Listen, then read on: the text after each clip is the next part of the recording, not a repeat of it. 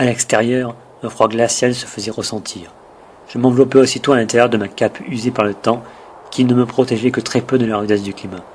Le brouillard s'était dissipé, et la neige recommençait lentement à tomber sur la citadelle de Williams.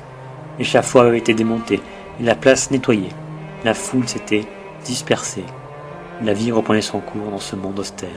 Depuis l'exécution des 3 hérétiques, les patrouilles s'étaient intensifiées dans les ruelles de la ville, sans doute sous l'ordre du maître spirituel de ces lieux, Monseigneur l'Inquisiteur. Le royaume d'Héran fonctionne selon un système féodal.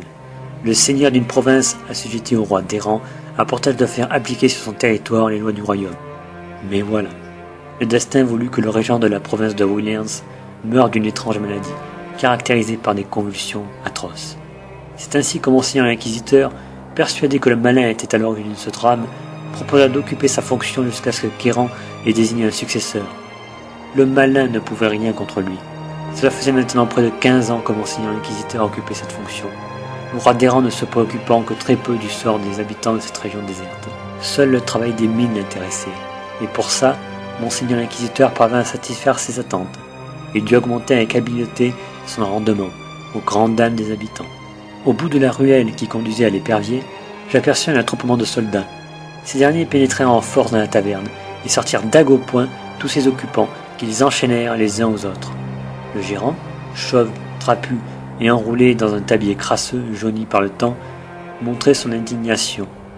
Comment cela se faisait-il que la garde royale, fleuron de la nation, importunait ainsi un honnête commerçant dans son travail? Cette conduite, selon lui inqualifiable, serait rapidement sanctionnée par un de ses amis haut placés, car en plus d'avoir bon pied bon œil, personne n'avait encore essayé d'échapper à la douloureuse, sans en payer le prix. Il avait le bras long. Sur ces quelques mots crus, le sergent de la garde s'empressa de lui montrer son point de vue, en le frappant d'un coup de lance dans la panse. L'aubergiste s'affala aussitôt sur le sol. Les quelques soldats encore inoccupés vinrent lui prêter assistance, après l'avoir préalablement roué de coups. Ils relevèrent le tavernier ensanglanté, qu'ils présentèrent à leur chef. « Monsieur Horneck ?» dit le sergent d'un ton ironique. « Allez-vous enfin devenir coopératif ?» Cet homme fourbe, d'âge mûr, afficha un petit sourire narquois avant de frapper une nouvelle fois dans le ventre du pommeau de sa dague. Une flopée de sang sortit de la bouche du malheureux, ainsi que quelques-unes de ses rares dents. Il secoua ensuite sa tête en signe d'approbation. Le message était clair. « Bien, » reprit son tortionnaire, « nous sommes faits pour nous entendre. » Du revers de la main droite, il fit signe à ses hommes de lui attacher pieds et poings. « Plus personne ne peut plus rien pour vous, monsieur Horneck, » poursuivit-il du même ton. « Le conseiller Marnil, votre principal allié au sein du conseil de Williams, a été arrêté ce matin même. » On sentait une certaine fierté dans ses propos.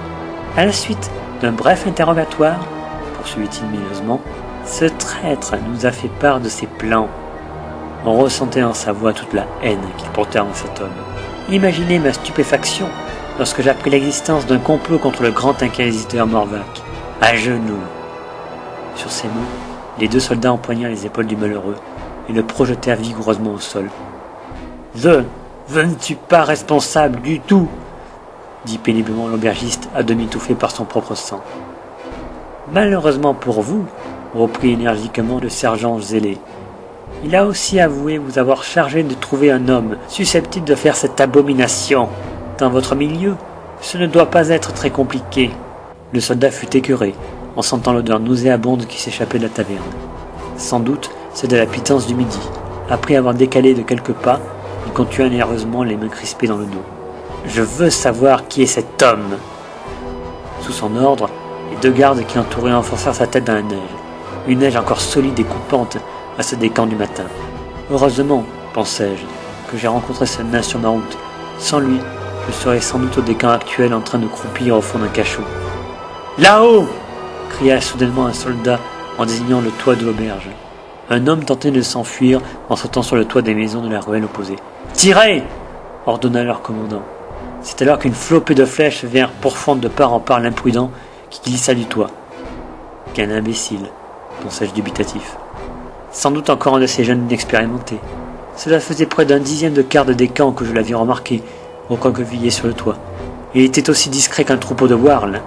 Jamais je n'aurais fait une chose pareille. Le noble métier d'Omnica nécessite des nerfs d'acier et la dextérité d'un félin. Sans ces principales qualités, rien ne sert de faire ce métier. Les soldats relevèrent l'aubergiste. « Je n'aurai finalement pas besoin de votre aide », conclut ironiquement le sergent au tavernier devenu méconnaissable. Le sergent, écœuré par la vue de ces moribonds, se retourna vers ses hommes et leur ordonna d'un ton méprisant. « Emmenez-moi tout ça au palais !» Un des gardes, trapu et mal rasé, me poussa allègrement de sa lance.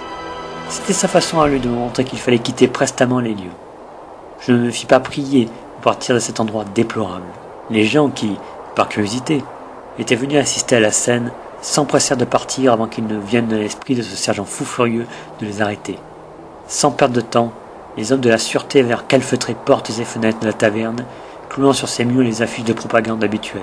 Ils ramassèrent brutalement l'assassin présumé, qu'ils jetèrent dans une charrette comme un vulgaire sac de pommes de terre.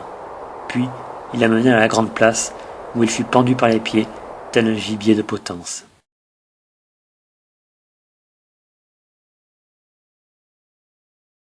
À jeudi prochain. Au revoir, à bientôt.